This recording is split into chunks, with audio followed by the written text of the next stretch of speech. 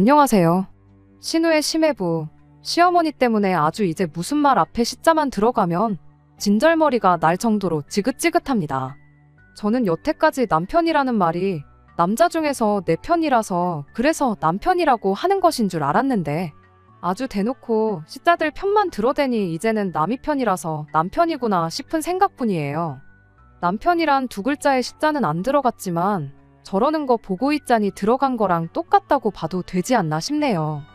물론 세상의 모든 시어머니들이, 신우들이 나쁘다고 하는 소리는 아닙니다. 저와는 다르게 좋은 가족들 만나신 분들도 계시겠지요. 아마 모르긴 몰라도 저 같은 사람보다는 정상적인 식가족들 만나서 화목한 가정을 이루고 지내시는 분이 훨씬 더 많을 거라 생각됩니다. 옛날부터 같은 물건을 사도 친구들보다 훨씬 오래 쓰고 품질 좋은 것들만 뽑아서 제가 뽑기 운이 참 좋다고 생각했는데 왜 뽑아도 하필이면 이런 시자들을 뽑은 건지 정작 중요한 거 뽑을 때는 왜 이렇게 운이 없었나 싶습니다. 겉으로 보이는 모습보다 내면이 중요한 건데 그 본질을 몰라보고 운으로 좋은 가족 만나려고 했던 제 실수가 가장 크겠지만 말이에요. 그래도 남편만은 제 편인 줄 알았어요. 힘든 상황에 같이 고생하고 노력해서 그 역경을 이겨내면 남편도 저도 행복해지고 나아가선 그 가족들까지도 전부 행복하게 될 줄 알았는데 이 시자들에게는 고생하고 노력하는 사람이 이 세상에 며느리 한 명이면 충분하다고 생각하고 있었다는 걸 모르고 있었네요. 남편은 저보다 한 살이 많아요. 나이차가 그렇게 많이 나는 편은 아니었지요. 때론 친구 같기도 하고 같이 있으면 마음 편하게 해주는 남편이 참 좋았습니다. 그렇게 저희는 4년간의 연애 끝에 제 나이 29살, 남편이 30살 되던 해에 결혼을 하여 부부의 연을 맺게 되었습니다. 결혼은 남들 하듯이 반반 결혼을 했어요. 몇 년 하지는 않았지만 그간 직장 생활하면서 모아놓은 돈에 대출 1억 끼고 양가 부모님 도움 하나 받지 않고 신혼살림을 차렸고요. 저희 살고 있는 지역이 서울과 비교했을 때 집값이 많이 저렴한 편이기는 해요. 그런데 그만큼 일자리도 많이 없는 편이지요. 저나 남편이나 월급 넉넉히 챙겨주는 그런 좋은 회사가 아니라 그냥 어느 동네에나 하나 있을 법한 중소기업 다니면서 한 달에 300이 조금 모자란 월급 받으며 일하고 있었습니다. 그냥 저희 또래에서 평균이거나 평균 아래인 월급 받는 직장인이었지만 그래도 저희들은 꿈이 있었어요. 맞벌이 하면 그래도 꽤나 큰 돈이니만큼 최대한 아끼고 허리띠 졸라매서 일단 대출부터 갚겠다는 생각이었지요. 시간이 지나면 연봉도 조금이나마 따라서 오를 테니 그렇게 또 몇 년 열심히 아끼고 모으고 고생하면서 교외 지역에 건물 하나 올려서 2층은 주거 공간처럼 쓰고 1층은 분위기 좋게 꾸며서 소소하게 커피도 팔고 음식도 팔고 하면서 장사하면서 먹고 사는 그런 꿈이었지요. 사실 정확하게 얼마가 필요한지 그런 건 알아본 적도 없어요. 단순히 남편하고 교외 지역으로 데이트를 나가면 주변에 사람 사는 동네가 없어 보이는데도 장사하는 카페나 식당들이 몇 개 있잖아요. 그런 데들이 오히려 아파트 상권에 있는 가게들보다 오래 버티고 그러는 거 보고 그러니까 막연하게 저렇게 사는 게 좋겠다고 정한 꿈이었습니다. 당장에 저희가 자본이 있어서 시작할 사업도 아니었다 보니 그냥 어느 정도 돈을 손에 쥐고 나서 그때부터 알아봐도 늦지 않겠다는 생각이었고 당장 신혼집에 걸려있는 대출부터 정리하자는 생각으로 아끼면서 살고 있었어요. 다 쓰고 죽지도 못할 만큼 큰 돈을 버는 걸 바란 것도 아니고 그냥 끼니 걱정하지 않는 선에서 둘이 힘을 합쳐 즐겁게 살고 싶었습니다. 또 그런 부분에서는 남편하고 뜻이 맞았다 보니 연애하면서 의견 차이도 없었고 결혼 준비하면서도 결혼하고 나서도 별다른 다툼 없이 잘 지내고 있었어요. 다만 저희 시부모님, 특히 시어머니는 이런 저희들의 계획을 좋아하지는 않았습니다. 사람이 꿈을 크게 가져야지 돈도 큰 포부만큼 따라오는 법이라고 하면서 니들이 꿈이 작으니까 돈을 못 버는 거다 하는 식으로 말을 하곤 하셨어요. 아무리 교외 지역이라도 땅 사고 건물 올리고 하는데 들어가는 돈이 한 푼 두 푼이 아닐 텐데 시어머니가 생각하는 큰 포부가 얼마나 대단한 걸 목표로 해야 하는지 저희 입장에선 도무지 감이 잡히질 않았습니다. 시어머니는 늘 세상에 돈만한 게 없다고 돈돈거리며 모든 걸 돈에 연관지어서 말하는 돈 타령을 하시는 그런 분이셨어요. 그냥 돈돈거리며 잔소리만 하셨다면 그냥저냥 넘어갔을 텐데 그러면서 꼭 저희를 신우네랑 비교를 하기까지 하셨죠. 남편한테는 네 매형 버는 거 반만 벌어보라면서 항상 심해부와 저희 남편을 비교했지요. 당신 자식인 아들한테만 싫은 소리를 했다면 그나마 괜찮았을 텐데 꼭 그렇게 남편한테 한 소리 하고 나면 저랑 신우를 비교했어요. 집안에 여자가 욕심이 많아야지 되는 거라고, 그래야 남자가 밖에 나가서 돈을 잘 벌어오는 법이라면서 말이죠. 그러면서 당신은 아들, 그러니까 남편이 큰 돈을 벌 수 있는 가능성을 가지고 있는데 제가 그 앞길을 막고 있다는 듯이 이야기했습니다. 모처럼 자식 교육 잘 시켜서 장가 보냈는데 큰 돈을 벌 능력이 충분한 애를 제대로 써먹지 못하는 제 잘못이라면서 저희들 월급이 300만 원 언저리인 게 마치 제 탓인 것처럼 이야기를 하셨죠. 남편 위로 3살 차이 나는 누나가 한 명 있습니다. 저희가 결혼했을 때 신우는 이미 벌써 애도 2이나 있었고 결혼 생활도 5년 차를 넘기고 있었어요. 심해부는 신우보다 7살이 더 많은 사람이고요. 욕심을 내는 만큼 벌이도 따라온다는 시어머니 말이 무조건 틀렸다고 할 수는 없지만 받아들이기 힘든 부분이 너무나도 많았습니다. 일단 시어머니가 남편이 큰 돈을 벌 수 있게 키워냈다는 소리부터가 모순이 너무 많았어요. 남편이 어려서부터 손재주가 좋은 편이고 그중에서도 음식하는 걸 참 좋아했었다고 해요. 이미 고등학교 들어가기 전부터 조리 관련 과가 있는 고등학교로 진학을 하고 싶어 했었답니다. 그런데 시어머니는 요리 같은 거 배워봐야 몸만 축나지 돈도 얼마 못 번다. 남자가 주방에 들락거리는 거 아니다 하는 식으로 반대를 하셨다고 해요. 그리고는 남편을 억지로 인문계 고등학교로 진학을 시켰답니다. 남편이 그렇다고 해서 공부를 엄청 잘하고 있던 것도 아니었다고 해요. 관심이 있었던 것도 아니고 자기가 하고 싶은 일을 하면서 행복하게 살고 싶었다는데 사춘기 때 이미 자기의 꿈을 포기해야 했던 상황이었다 보니 그렇게 시어머니 뜻으로 들어가게 된 학교에서 그렇게 공부도 열심히 하지 않았다고 합니다. 그렇게 수능 성적도 별 볼 일 없었고 그래도 대학은 가야 하니 그냥 점수 되는 대로 합격한 학교를 들어갔다고 하고요. 그렇게 취직도 그냥 집 근처에 있는 평범한 중소기업에 들어가게 되었던 겁니다. 물론 남편이 무조건 잘했고 시어머니가 잘못했다는 건 아니에요. 정말 뜻이 있고 꿈이 있었다면 어떻게든 대학교를 관련 학과를 간다던가 아니면 대학 졸업을 하고서라도 시작을 해야 했었던가 했던 게 100번 맞지만 그때까지는 저도 남편과 똑같이 남편 벌이가 이렇게 된 데에는 시어머니 잘못이 가장 크다고 여기고 있었습니다. 아무튼 남편 스펙 자체만 두고 봐도 수많은 회사 중 가장 조건이 좋은 곳을 골라서 들어갈 만큼 좋은 게 아니라 써준다는 회사를 찾아서 가야 할 만큼 별 볼 일이 없었는데 남편의 능력을 써먹지 못한다는 말부터가 저한테 해야 할 말은 아니다 싶었습니다. 그리고 신우랑 저를 비교하는 것 또한 말이 안 되는 소리였어요. 심해분의 집이 조금 사는 집이에요. 심해부가 어릴 적에 온 가족이 미국으로 이민을 갔고 거기서 시작한 사업이 조금 잘 풀리면서 아예 그쪽에 자리를 잡게 되었다고 해요. 남편이 지나가는 말로 설명해줬던 거라 하나부터 10까지 속속들이 사정을 아는 건 아니지만 듣자 하니 당장 사업을 접어도 벌어놓은 돈으로 평생 먹고 사는데 지장 없을 만큼 성공을 했다고 들었어요. 심해부는 딱히 하는 일 없이 미국에서 부모님 사업을 돕고 지냈다고 하는데 휴가차 한국에 놀러 나왔다가 그때 처음 신우를 만나게 되었고 그렇게 두 사람이 인연을 이어오다가 결국엔 결혼까지 하게 되었다고 합니다. 둘이 결혼하고 나서는 신우가 심해부 따라서 미국으로 들어가 살게 되었던 거고요. 그러면서 심해부 쪽 집에서 심해부한테 가장 노릇 제대로 하고 살라면서 가게를 하나 차려줬다고 해요. 그런데 또 집이 돈복이 있는 건지 그렇게 차려준 가게가 또 장사가 잘 돼서 돈을 꽤나 벌고 있는 걸로 알고 있었습니다. 미국에 사는 만큼 제가 심해부를 따로 만나볼 일이 없었어서 심해부가 어떤 사람인지 하는 그러한 자세한 부분은 하나도 모르지만 시어머니 표현에 따르면 졸부집 한량놈이 마누라 잘 얻어서 정신 차리고 사랑구실하면서 살고 있다고 하는 걸로 봐서 시어머니는 심해분의 가게가 잘 될 수 있었던 데에는 신우의 공이 크다고 말을 하려는 것처럼 보였어요. 그런데 말씀드렸다시피 심해부가 어떤 사람인지 제가 겪어본 적도 없는 와중에 둘이 저렇게 잘하고 사는 게 다 신우의 덕이라고 말하기도 조금 모한 상황이었죠. 거기에 이미 심해분의 집 기반이 워낙에 튼튼하다고 했잖아요.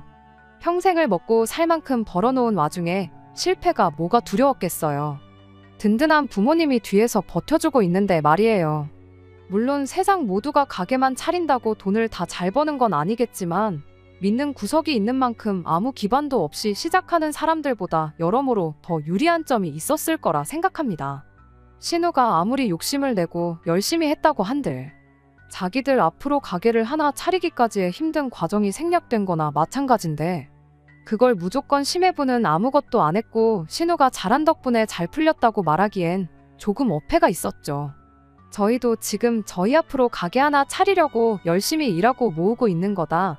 심해분해처럼 가게 하나 차려주시면 저희도 더 욕심내서 큰돈 한번 벌어보겠다 하는 그 말이 목끝까지 올라왔지만 그때는 참았습니다. 그 말 해봐야 싸우자는 소리밖에 안 되는 거잖아요. 하지만 출발선부터가 다른 신우네랑 저희를 비교하는 건 귀담아 들을 필요도 없는 틀린 소리라고 생각하기로 했지요. 시어머니한테 대들어봐야 좋은 꼴은 못 볼 게 뻔하니 그냥 시어머니가 하는 소리는 한 귀로 듣고 한 귀로 흘리는 식으로 크게 신경 쓰지 않기로 남편과 이야기를 하고 말기로 했어요. 해가 지나면서 저희들 월급도 오르고 그래도 시어머니한테는 늘 둘이 먹고 살기도 모자란 만큼의 적은 돈이었거든요.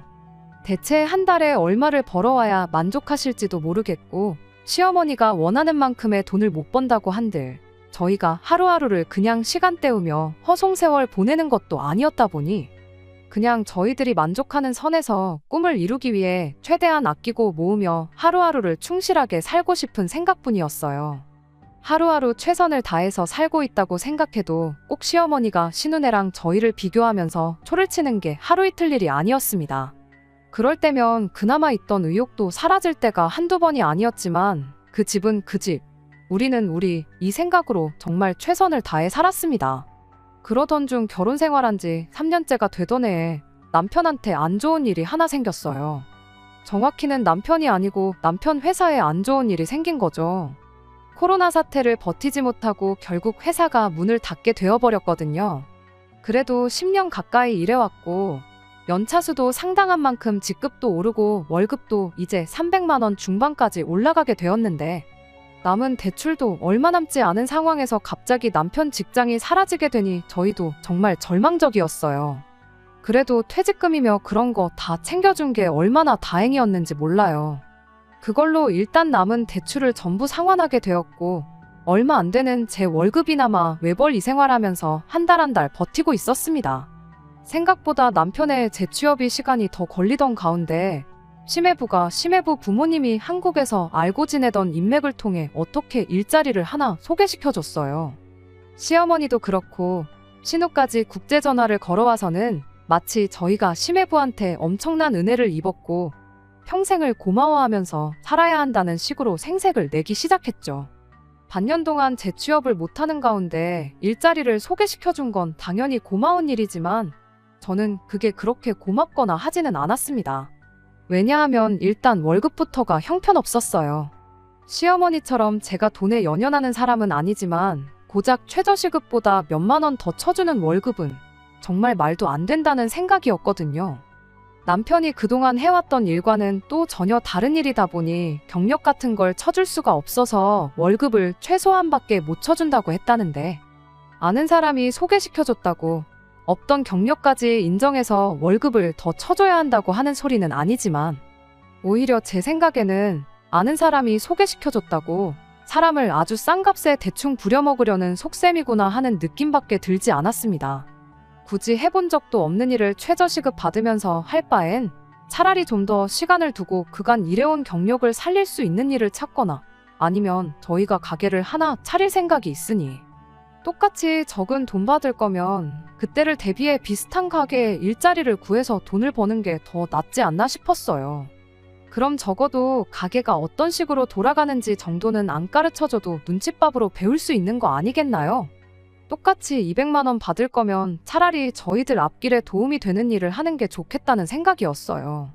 하지만 남편은 끝까지 심해부가 소개해준 그 회사를 들어가겠다고 고집을 부리기 시작했습니다.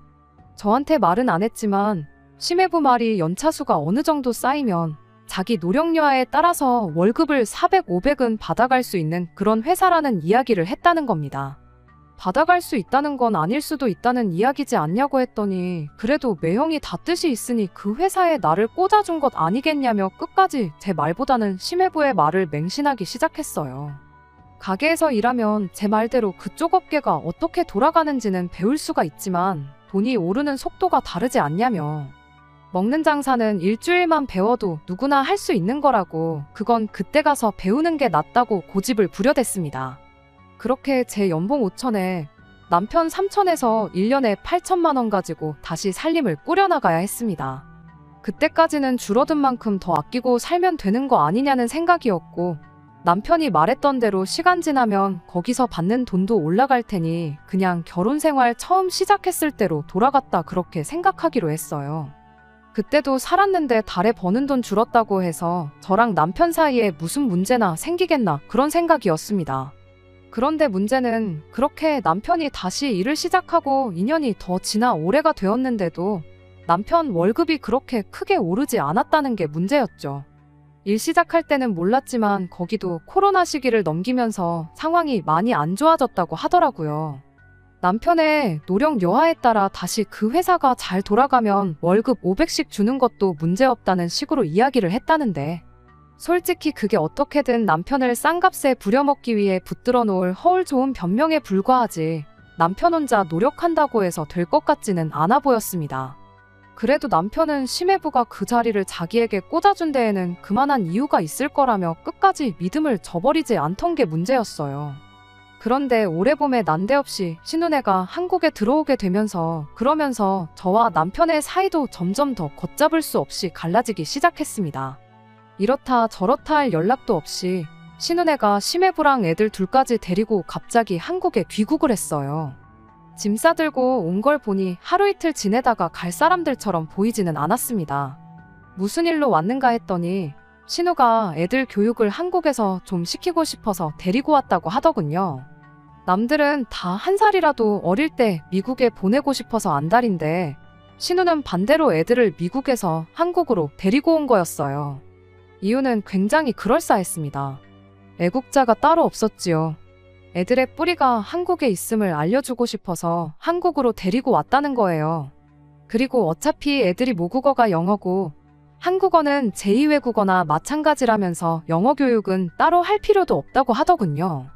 오히려 수학 같은 거 생각하면 한국에서 공부시키고 미국으로 돌아가는 편이 월등하게 거기 애들보다 수준 차이를 보여준다고 하는데 저야 살아본 적도 없는 나라다 보니 신우 말이 맞는 말 같으면서도 이제 겨우 10살 된 애들한테 산수면 모를까 수학이 웬 말이냐 싶기도 했습니다. 사업은 어쩌고 왔냐니까 거기에 신우네 시부모님도 계시고 믿음직한 직원이 있어서 직원한테 수입의 절반을 갚게 해주는 조건으로 가게를 그냥 맡겨두고 왔다고 하더군요. 신우네는 그렇게 애들 중학교까지만 여기서 졸업시키고 미국에 돌아갈 계획이라면서 말이죠. 제 상식으로는 이해가 가지 않는 이야기들을 하고 있는데 그냥 그쪽 동네는 그렇게 돌아가는구나 하고 말았습니다. 솔직히 그때까지만 해도 시어머니 잔소리를 제외하면 신은혜가 저희 앞길에 그렇게 큰 문제가 될 거라 생각하지는 않았거든요. 그런데 그게 아니었어요. 신우가 귀국한 지 한 달도 안 돼서 일을 하나 아주 크게 터뜨려줬지요. 연락도 없이 저희 집에 찾아와 말도 안 되는 부탁을 하나 해오더군요. 원래 신은혜가 처음에 한국 들어와서는 시댁에서 시부모님과 같이 지내고 있었어요. 그런데 한 달 지나서 지내다 보니까 애들 둘의 심해부까지 5 식구가 지내기에는 집이 너무 번잡하다 하고 거기에 심해부는 또 장인장모 그러니까 시부모님한테 너무 신세를 지고 있는 건가 싶어 불편해하고 반대로 시부모님 또한 심해부가 어려운 건지 조금 사위 눈치를 보시는 것 같다고 말을 꺼내더군요. 그러더니 난데없이 저희한테 저희 집을 비워달라는 소리를 하더라고요. 지들이 우리 집에서 지낼 테니 저희 보고 시댁에 들어가서 시부모님 모시고 살라고 하는 소리였죠. 말도 안 되는 소리에 어이없는 와중에 남편은 저랑 상의 한마디 없이 언제까지 집을 비워주면 되겠냐며 날짜를 조정하기까지 하는 겁니다. 제가 깜짝 놀라서 뭔 소리를 하는 거냐고 남편 말 급하게 잘라버리고 불편한 건 알겠는데 왜 저희가 집을 비워줘야 하는지는 잘 모르겠다고 애둘러서 거절을 했어요. 그랬더니 신우가 말도 안 되는 소리를 꺼내는 겁니다. 원래 시부모 입장에서는 며느리가 사위보다 훨씬 더 편한 법인 거 모르냐고요. 저희가 집만 비워주면 시어머니도 불편할 일 없고 자기들도 마음이 편하니 일석이조 아니냐고 말도 안 되는 소리를 하는 거 아니겠나요? 멀쩡한 우리 집 비워주고 시부모 모시고 사는 저희 불편할 건 생각 안 하시냐 했더니 두 집안 불편한 것보다 한 집만 불편한 게 훨 낫지 않느냐는 소리를 하대요. 아니, 어차피 애들 중학교 졸업할 때까지 지낼 생각이면 집도 잘 살고 돈도 잘 번다던데 방 하나 구해서 나가 살면 되는 거 아니냐고 했더니 그 말에는 대답도 못하고 제 경제관념이 안 좋다니 어쩐다니 소리를 하는 게 아니겠어요. 막무가내로 우리 집을 생짜배기로 내놓으라는데 더 상대할 필요도 없겠다 싶어서 우리 집 비워줄 생각은 없으니 시댁에서 지내는 거 하루빨리 익숙해지던가 하시라 말하고 그만 돌아가라 했습니다. 그런데 더 어이가 없는 건 신우네의 말도 안 되는 억지보다 남편의 반응이었어요. 신우네를 그렇게 보내놓으기가 무섭게 저보고 가족끼리 왜 이렇게 협조를 안 하느냐며 성질을 부리기 시작했으니까요. 우리가 누구 덕에 이렇게 돈 벌면서 먹고 사는지도 모르고 그게 뭐 어려운 부탁이라고 생각도 안 해보고 거절부터 할 수 있냐면서요. 남편한테 뭐 잘못 먹었냐고 누구 덕에 먹고 산다는 게 무슨 뜻이냐고 물어봤죠. 남편은 매형이 이렇게 일자리도 구해주고 한 덕분에 우리가 지금 따뜻한 방에서 두 다리 뻗고 잘 수 있는 거 아니냐는 대답을 하더군요. 어이가 없어서 내가 벌어오는 돈은 돈도 아니냐고 한마디 따져 물었죠.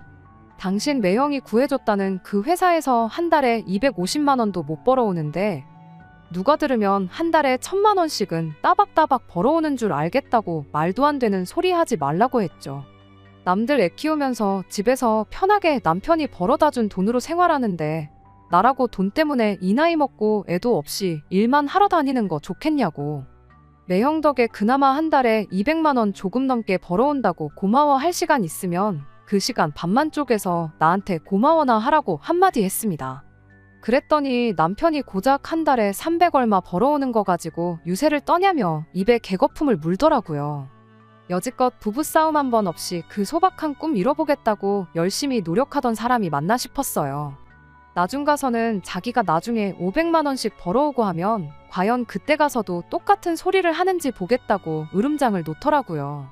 그래서 큰 소리 칠 거면 그 돈 벌어오고 말하라고 한마디 해줬습니다. 그리고 그때 돈도 각자 알아서 관리하자고 말을 꺼냈죠. 어차피 남편이 새 직장 구할 때쯤 해서 대출도 다 갚았었다 보니 계산할 것도 딱히 없었어요. 그 당시 모아놓은 돈에서 각자 벌어오는 월급만큼 비율을 계산해서 그 자리에서 돈을 나눴죠. 남편은 이를 바득바득 깔면서 어디 한번 두고 보자는 식으로 나왔어요.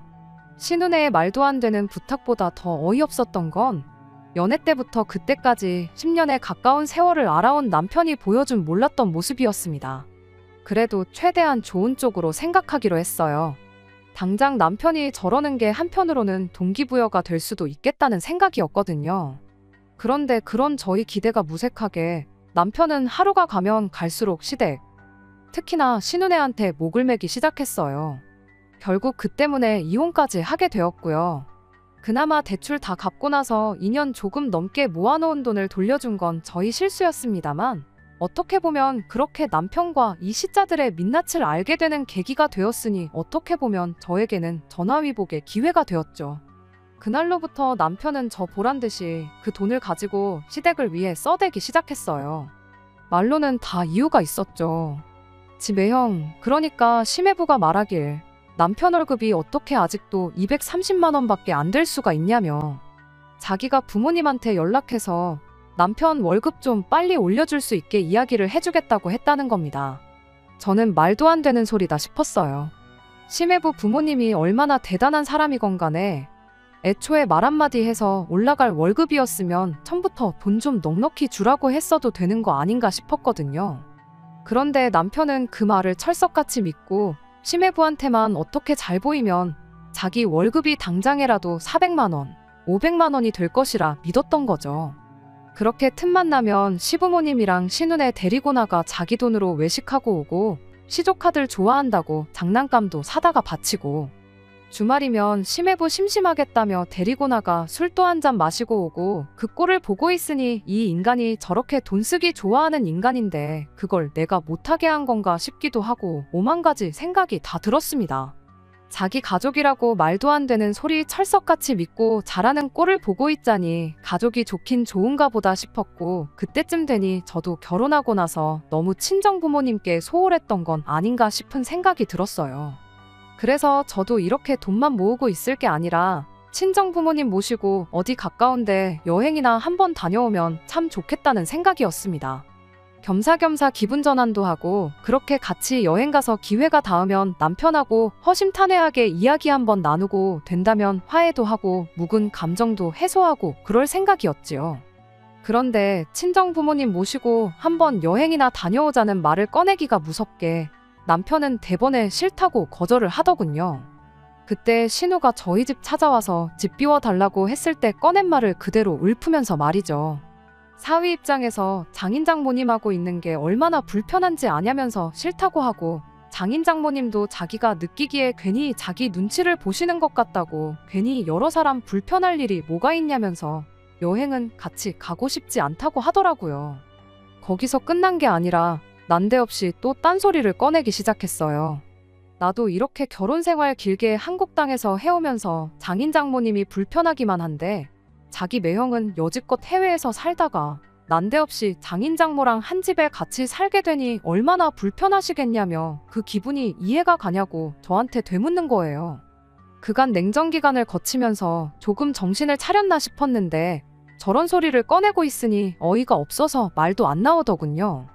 그래서 그냥 따라가기 싫으면 오지 말라 한마디 해주고 나는 어쨌든 친정 부모님 모시고 여행 좀 다녀올 테니 그렇게 알라고 했어요.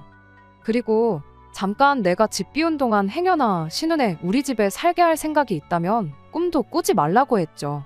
그렇게 남편만 두고 친정 부모님과 여행을 다녀왔습니다. 친정 부모님께서는 남편하고 제가 잘 지내는 줄만 알았는데 그런 일이 있는 줄 몰랐다며 크게 걱정하시는 눈치였어요. 그간 있었던 일에 대해 저의 설명을 전부 들으시고는 그래도 남편이 사회생활 하루 이틀 한 것도 아니고 세상 물정을 모르는 것도 아닐 텐데 뭔가 벌이가 될 만한 구석이 있으니까 저렇게 목숨을 거는 거 아니겠냐시며 잘해보려고 하는 걸 테니 너무 나쁘게만 생각하지 말라고 한마디 조언을 해주시더군요. 같이 고생한 세월이 있는데 남편을 좀 더 믿어보라면서요. 혹시나 남편이 지금 잘못된 판단을 하고 있을지라고 해도 남편이 12살 먹은 애도 아니고 조만간 눈치채고 제정신을 차리지 않겠냐시며 이 또한 지나가면 다 추억이 될 일이니 남편을 믿어보라고 그렇게 제게 말씀해 주셨습니다. 그때 저도 제 나름대로 조금의 반성을 했어요. 딱 한 번 싸운 거 가지고 남편하고 돈 관리도 따로 하기로 하고 시댁에 뭐라든 신경 하나 안 쓰기로 하고 제가 너무 극단적으로 나왔나 싶기도 했죠. 그래서 제 나름대로 생각을 했어요. 이렇게 여행 다녀와서 남편이 저랑 약속한 대로 저 몰래 신혼에 불러와서 살라고 집을 내준 상황만 아니면 남편하고 어떻게 잘 풀어서 다시 몇 달 전처럼 두 사람 행복한 미래를 위해 열심히 살아봐야겠다고 그렇게 다짐을 했죠. 여행 다녀와서 정말 현관문 열어보는 게 두려웠어요. 설마 진짜 제가 없는 사이에 신혼애를 집에 끌어들인 건 아닐까 싶어 걱정이었거든요. 남편이 신혼애한테 절절매는 게 충분히 그럴 수도 있겠구나 생각했는데 막상 집에 도착하니 남편이 잘 다녀왔냐며 저를 반겨주더군요. 그날 간만에 남편하고 허심탄회하게 미래에 대해서 이야기를 나눴어요. 남편도 그때 신혼애한테 집을 비워주자고 했던 건 자기가 너무 자기 생각만 했던 것 같다며 사과를 하더군요. 다른 거 다 떠나서 그거 잘못한 건 알고 있으니 참 다행이다 싶었습니다. 남편은 단 한순간도 우리 가게 하나 차려서 소박하게 살자는 그 계획을 까먹은 적 없다고. 하지만 당장 자기 벌이를 생각하면 답이 안 나와서 그런 거라며 당장 자기가 매형한테 너무 목매는 것처럼 보일지라도 다 계획이 있어서 그러는 거니 당분간은 이해 좀 해달라는 식으로 설명을 하더라고요.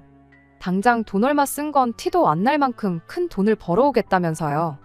아직도 자기 매형한테 잘하기만 하면 월급이 2배씩 늘어난다고 믿는 건 어이가 없었지만 적어도 현재 상황을 인지하고 있다는 게 어디인가 싶었어요. 저희 부모님이 말해주셨던 대로 저러다 안 되는 거 알면 제정신 차리겠지. 정말 시간이 해결해줄 문제이겠거니 하고 다시 남편과 잘 지내보기로 이야기가 잘 끝났습니다. 그날 이후로도 남편은 여전히 심해부한테 잘 보이려고 애를 썼지만 나름의 계획이 있다고 하니 당분간은 남편을 믿어보기로 했어요. 그러던 중 남편이 가족들하고 다 같이 한번 여행 좀 다녀오자고 한마디 건네더라고요.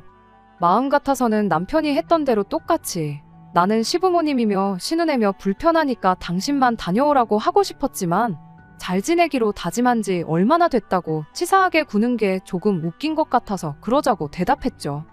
그렇게 여행 가기로 한 날 당일이 돼서 시댁에 모였어요.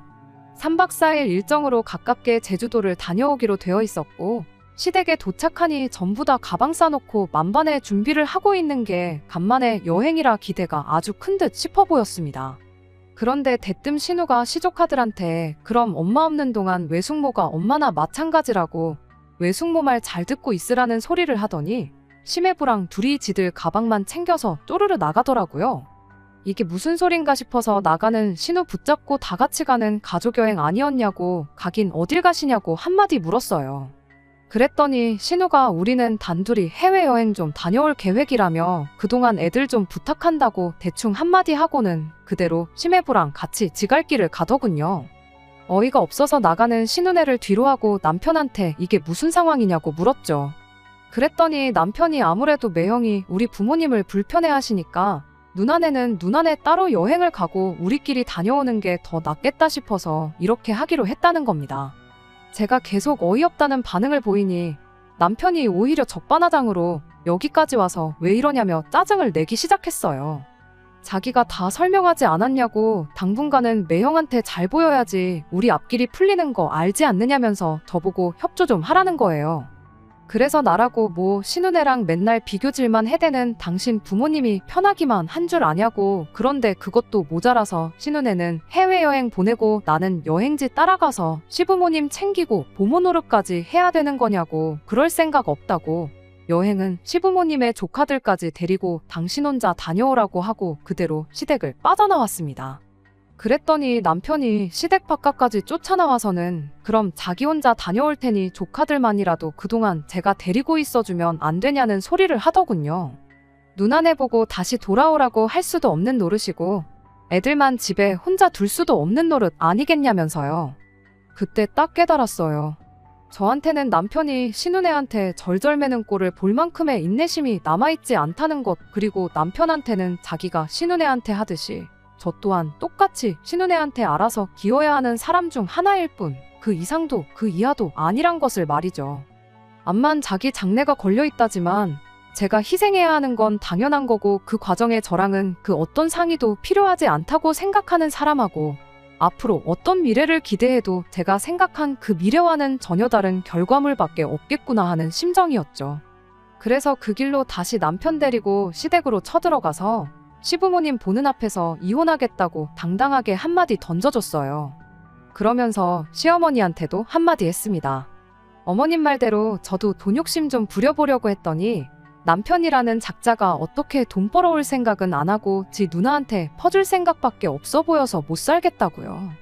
아무래도 신우 욕심이 제 욕심보다 강해서 동생 돈까지 자기 돈으로 만들고 싶은가 본데 제가 신우 욕심을 이겨먹을 깜냥은 안 되는 것 같고 대신 아드님 돌려드릴 테니 아드님 돈까지 보태서 어머님 사위 부자 만들어주고 어머님 아버님은 그 돈으로 호강하시라 말하고 그렇게 이혼 선언하고 집에 돌아왔습니다.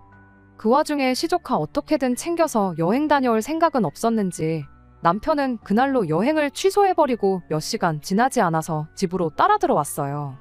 지 누나한테 죽어도 애들은 데려가라는 연락이 하고 싶지는 않았는지 기어이 가족여행 취소해버리고 조카들 시부모님한테 떠넘기고 온 남편 모습을 보니 이혼 선언을 해도 100번 잘했구나 싶은 마음뿐이었습니다. 남편한테 다른 거 다 필요 없으니 이 집값의 절반만 나한테 돌려달라고 했어요. 그것만 해주면 이 집에서 시부모를 모시고 살든 신우네를 데리고 살든 아예 신우한테 집을 양보해주던 나는 아무 상관도 안 하겠다고요. 남편은 그 와중에도 누나네 살게 할 집은 지켜야겠다고 생각한 건지 어떻게 시부모님한테 돈까지 빌려다가 재산 분할을 해줬어요. 그렇게 4주간의 숙려기간을 가진 끝에 저희는 결국 이혼을 하게 되었습니다. 이혼 신고하러 가는 그날까지 저보고 땅을 치고 후회하지 말라며 조금만 더 있으면 한 달에 500만 원씩 벌어올 텐데 그걸 못 기다리고 이혼을 선택한 네 잘못이라며 으름장을 놓던 인간이었는데 얼마 전 저희 친정까지 찾아와서 저와 저희 부모님 앞에 무릎까지 꿇으며 저랑 다시 시작하고 싶다고 싹싹 비는 일이 있었습니다. 알고 보니 신우네가 사실 애들 교육 때문에 한국에 들어온 게 아니었대요. 심해분의 부모님이 신우네한테 차려준 가게가 잘 되던 건 사실이었는데 그렇게 번 돈을 가지고 신우랑 심해부가 둘이서 카지노를 들락거렸다고 하더라고요. 그렇게 가게로 번 돈은 물론이고 빚까지 져가면서 도박을 해대다가 신우네 시댁에서 가게도 도로 가져가 버리고 금전적인 지원도 다 끊어버렸다는 거예요. 그렇게 미국에서 빚 때문에 주변 사람들한테 이리 치이고 저리 치이다가 아예 가족들이 전부 한국으로 도망을 나왔던 거였고요. 심해부한테 잘 보이면 한 달에 500만 원 버는 건 일도 아니라더니 심해부도 일자리를 찾다 못 구해서 결국 같은 회사에서 둘이 250만 원도 안 되는 돈 받으면서 일하고 있다고 합니다. 뭐 두 남자가 같이 벌어서 500이니 어떻게 보면 틀린 말은 아니지 않냐고 원하던 대로 된 건데 나랑 다시 시작할 이유가 뭐가 있냐고 시원하게 거절 한마디 해주고 친정집에서 남편을 쫓아냈습니다. 조강지쳐 버리고 가족들을 선택한 인간의 최후가 그런 꼴이라니 어떻게 보면 당연한 일 아닌가 싶어요.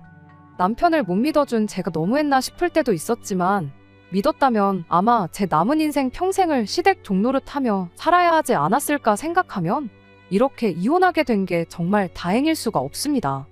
남편이 지 가족들 챙기듯이 저도 제 가족 챙기면서 그렇게 살아야겠어요. 보란듯이 잘 살아서 남편이 평생을 두고 후회하게 만들어주고 싶은 마음뿐입니다. 끝까지 들어주셔서 감사합니다. 오늘의 사연은 여기까지입니다. 구독과 좋아요, 알람 설정 부탁드리고 더 좋은 사연으로 다시 찾아뵙겠습니다. 감사합니다.